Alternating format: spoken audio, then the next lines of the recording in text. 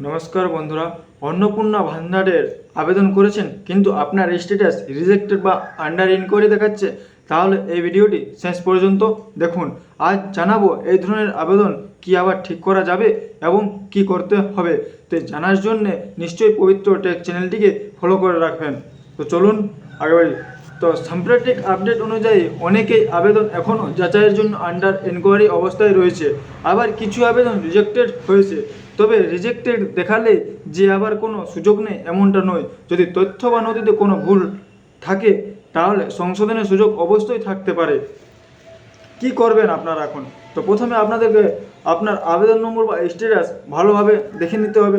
যদি আপনাদের অন্নপূর্ণা ভান্ডারের স্ট্যাটাস আন্ডার ইনকোয়ারি দেখায় তাহলে কিছুদিন অপেক্ষা করুন।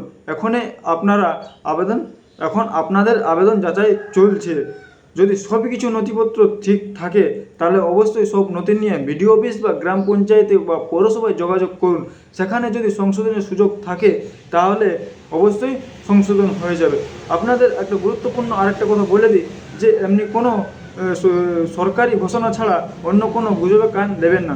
শুধুমাত্র সরকারি জিনিস অনুযায়ী কাজ করুন। নতুন কোনো সরকারি যদি আপডেট বা সংশোধনের প্রক্রিয়া চালু হলে আমি সবার আগে এই চ্যানেলে এই পেজে জানিয়ে দেবো। তো যদি আমার ভিডিওটি ভালো লাগে অবশ্যই লাইক করুন এবং চ্যানেলটিকে ফলো করে দেন, এবং ইউটিউব থেকে যদি দেখছেন তাহলে অবশ্যই ফলো করে দেবেন। এমন গুরুত্বপূর্ণ সরকারি আপডেট পেতে আমার পাশে থাকুন।